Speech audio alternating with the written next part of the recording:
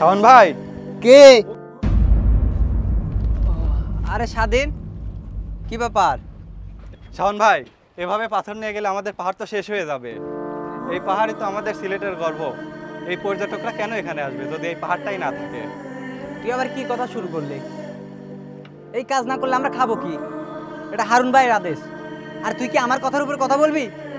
না ভাই, আমি তো শুধু বলছি এই পাথর আমাদের সম্পদ। এগুলো চুরি করলে গ্রামের লোকেরা কি বলবে পুলিশ যদি আমাদের ধরে? আরে ভাই, পুলিশ?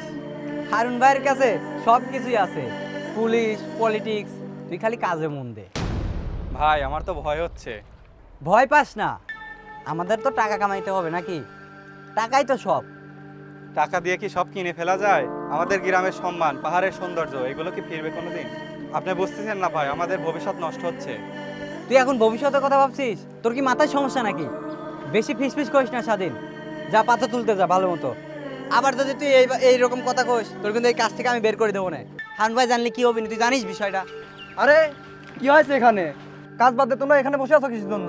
তুমি কি এদের কন্ট্রোল করতে পারো না? না ভাই, এই স্বাধীন একটু বেশি কথা বলতেছিল, আমি এখনই সামলাই নিচ্ছি। স্বাধীন, তুই কি আমার কাজে বাধা দিবি? তুই জানিস আমি কে?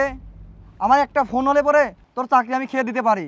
আমার এমন ব্যবস্থা করতে পারি তুই তোর গ্রামেও ঢুকতে পারবি না। স্যার, আমি শুধু বলছিলাম এই পাথর চুরি করলে পর্যটকরা আর আসবে না, আমাদের গ্রামের ক্ষতি হচ্ছে। শাওন, তুই দেখছিস ও পর্যটক নিয়ে চিন্তা করতেছে। তুই জানিস আমি এলাকার রাজা, প্রশাসন আমার কথায় নাচে। তুই শুধু পাথর তোল, বাকিটা আমি দেখবো। দেখছিস হারুন ভাই কি কইলো? কথা মতো কাজ কর, নাহলে কিন্তু সমস্যা হবে না। যা যা, পাথর তোল, যা। হারুন ভাই, স্বাধীন তো ঠিকই কইছে। এইভাবে যদি আমরা পাথর বিক্রি করে দেই, তাহলে এবার লোকজন জানাজানি হওয়া যাবে, সাংবাদিক চলে আসবে, তোর নিউজ হলে তো আমরা সমস্যায় পড়ে যাবো না। শাওন, তুইও কি স্বাধীনের দলে গেলি? তুই আমার কাছে কথা বলছিস? আমি তোকে এই জায়গায় আনছি, তুই বোঝ। তুই যদি আমার কথা না শুনিস তাহলে তুই রাস্তায় বসবি। ঠিক আছে ভাই, আমি আর কিচ্ছু বলবো না, আমি চুপিচাপি কাজটা চালিয়ে যাবো যতদিন পারি। আচ্ছা ঠিক আছে, তোর কথা শুনি মনে হচ্ছে তুই আমার লোক। এই তো শাওন, কাজের মতো কাজ কর। সবাই তাড়াতাড়ি কাজ করো। বড় ভাই, আমার যে চেকটা পাওয়ার কথা এখনো তো পালাম না। আপনার জন্য আমি কি না করেছি, রাত দিন খেটেছি, ঝুঁকি নিয়েছি, পাথর সরিয়েছি। এখন কি আমি খালি হাতে থাকবো? শাওন, তুই এত অস্থির হচ্ছিস কেন?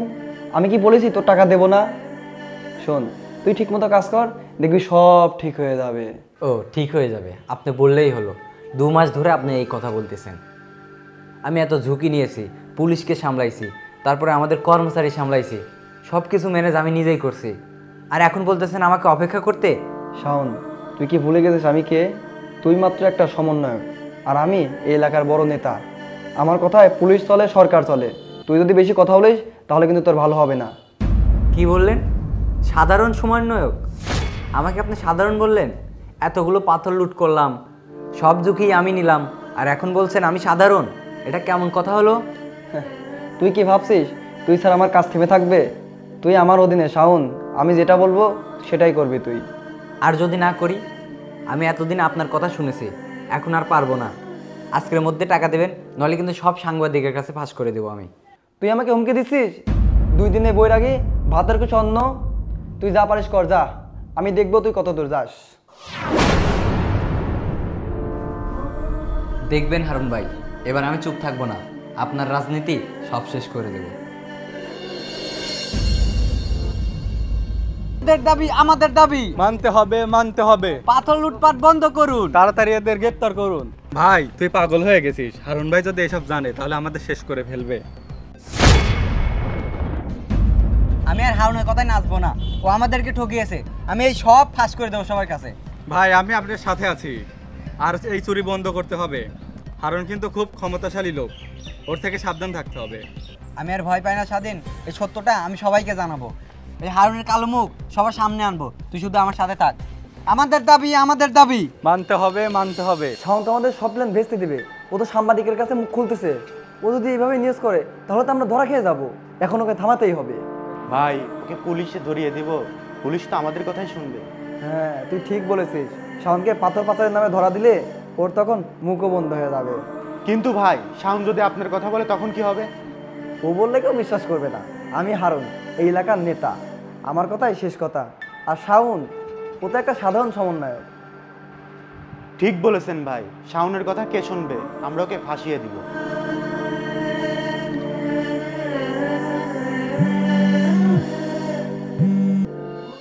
হ্যাঁ জি স্যার, জি স্যার। শাওন পাথর চুরি করে বিক্রি করছে, ওকে ধরেন। আমি চাই ওর ছবি খবরে থাকুক। ঠিক আছে স্যার, কালকে আমরা ওকে ধরবো, খবরটা টিভিতে আসবে, দেখে নিয়েন। এই তো, তুমি একমাত্র আমার ভরসার জায়গা। ঠিক আছে স্যার, আমার বিষয়টাও দেখবেন। বিষয়টা আমার খুবই খারাপ লাগছে। এখন টাকা পয়সা ভাই আপনার বাবা ফোন দিয়েছে দেখতেছি। হ্যাঁ আব্বু। বাবা শাওন, তুমি ঢাকায় কি করো? আমাদের বাড়ির কাজ তো শুরু হয়ে গেছে। প্রতি মাসে মাসে এত টাকা পাঠাও, টাকা কই পাও?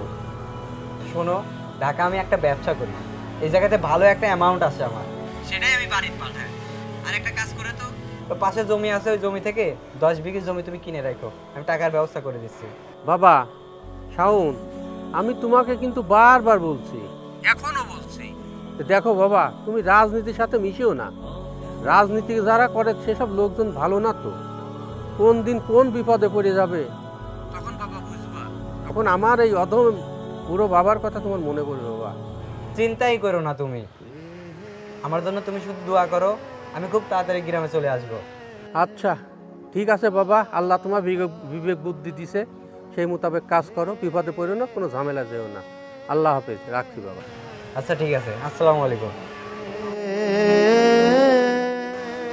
এত প্যারা। শাওন, তুই আমার উপরে রাগ করেছিস এটা আমি বুঝতে পারছি, কিন্তু তোর জন্য একটা বড় সুযোগ আছে। তুই যদি 10 গাড়ি পাথর রোড পার করতে পারিস, তাহলে তুই যা টাকা চাইছিস তার চেয়ে দ্বিগুণ দেবো। দ্বিগুণ? এরকম এর আগেও অনেকবার বলছেন, এবার আমি কিভাবে বিশ্বাস করবো যে এবার টাকা দিবেন? শাওন, তুই আমার ভাইয়ের মতো, তুই এই কাজটা কর, আমি তোকে ঠকাবো না। দেখবি আমি তোর সব অভিযোগ ভুল প্রমাণ করে দেবো। দেখেন ভাই, আমি এখন অনেক ঝামেলার মধ্যে আছি, এমনিতে আন্দোলন শুরু করছি, লোকজন আমার কথা শুনছে, এর মধ্যে যদি আপনার কাজ শুরু করি আমার বিশ্বাসযোগ্য নষ্ট হবে। আর ওদিকে তুই আন্দোলন করছিস আর আমার সাথে করছিস বেয়াদবি। শোন, তুই যদি এই কাজ না করিস, তোর টাকা তো দূরের কথা, তুই এই এলাকায় টিকতে পারবি না। তুই জানিস তুই কার সাথে পাঙ্গা নিছিস? আচ্ছা বাদ দে, তুই কাজটা কর, তোর সাথে আমার টাকার সম্পর্ক, কাজটা করলেই তুই টাকাগুলো পেয়ে যাবি। যা। ঠিক আছে ভাই, এবার আমি কাজ করব, কিন্তু ভাই একটা কথা, এবার ঠিক মতো যদি টাকা না পাই আমি কিন্তু এবার চুপ থাকবো না, শুধু এবার সাংবাদিক ডাকছি, নিউজ করছি, এরপরে কিন্তু সোজা মামলা হবে ভাই। তুই টাকা নিয়ে চিন্তা করিস না, তুই শুধু তোর কাজটা কর। ওকে, আসসালামু আলাইকুম। হ্যালো, শাওন আজকে পাথর নিয়ে রোডে যাবে, ওকে ধরে সব প্রমাণ ওর নামে সাজিয়ে মামলা করে দেন। ঠিক আছে স্যার, আমরা তৈরি করছি। শোন, অনেকদিন পর টাকার অফার পাইছি, এই জায়গা থেকে 10 ট্রাক পাথর আমাদের পাচার করতে হবে, নাহলে কিন্তু কোনো টাকা পয়সা আমরা হাতে পাবো না। ঠিক আছে, হাতে না পাইলে আর পরিবার কি শাওন, তোকে পাথর চুরির অভিযোগে গ্রেপ্তার করা হলো। কি বলছেন স্যার? আমি তো হারুন ভাইয়ের নির্দেশে এই কাজগুলো করতেছি, ট্রাক ভরে পাথরগুলো নিয়ে পাচার করতেছি, এটা হারুন ভাইয়ের ফাঁদ, এই হারুন ভাই আমাকে ফাঁসিয়েছে। হারুনের নামে বাঁচতে পারবি না তুই, তোর নামে সব প্রমাণ আছে, চল আমার সাথে। হারুন আমাকে ঠকিয়েছে স্যার, আমি সব বলবো, এই চুরির মূল মাথা হচ্ছে হারুন, আমার কাছে সব প্রমাণ আছে, কাগজ আছে, আমি কিন্তু দিতে পারবো এটা। তোর যা বলার তুই থানায় গিয়ে বলিস, চল আমার সাথে চল। ভাই, তোর আগেই বলেছিলাম তুই হারুন ভাইয়ের সাথে পাঙ্গানে ভুল করছিস, তুই এখনই শেষ। সিলেটে পাথর চুরির অভিযোগে শাওন নামে একজনকে গ্রেপ্তার করেছে পুলিশ। তিনি দাবি করেছেন একজন বড় নেতার নির্দেশে কাজ করছেন, এখন তদন্ত চলছে। আরে টিভিতে এটা দেখা দেখার আমার শাওনের না, পুলিশ ধরে নিয়ে যাচ্ছে, ব্যাপার কি? শাওনের বলছি কত বাবা, শাওন খারাপ রাস্তায় যেও না, খারাপ মানুষের সাথে মিশো না। আমি আমার ছেলেকে বাঁচাতে পারলাম না, পুলিশ ধরে নিয়ে গেল, এখন কি করব আমি এই বৃদ্ধ বয়সে ছেলে কোথায় দৌড়াবো, কার কাছে যাব? ছেলে আমার কথা কিছুতেই শুনলো না। এতবার বললাম, দেখ রাজনীতি করিস না, রাজনীতির সাথে জড়াস না, আমরা গরিব মানুষ, খেটে খাওয়া মানুষ, রাজনীতি আমাদের জন্য না, রাজনীতি বড় বড় লোকদের ছেলেদের জন্য। কিন্তু ছেলে আমার কথা গুণাক্ষরে মানলো না। এখন বুঝো আমি এই বৃদ্ধ বয়সে আর কি করবো? আমার তো আর এখন কিছুই করার নেই, আমি আল্লাহর ডাকা ছাড়া আমার আর উপায় নেই। আল্লাহ তুমি সহায়। এই চক্রের মূল মাথা কে তা এখনো স্পষ্ট নয়। আমরা তদন্ত চালিয়ে যাচ্ছি। আমাদের প্রাকৃতিক সম্পদ রক্ষায় সবাইকে এগিয়ে আসতে হবে।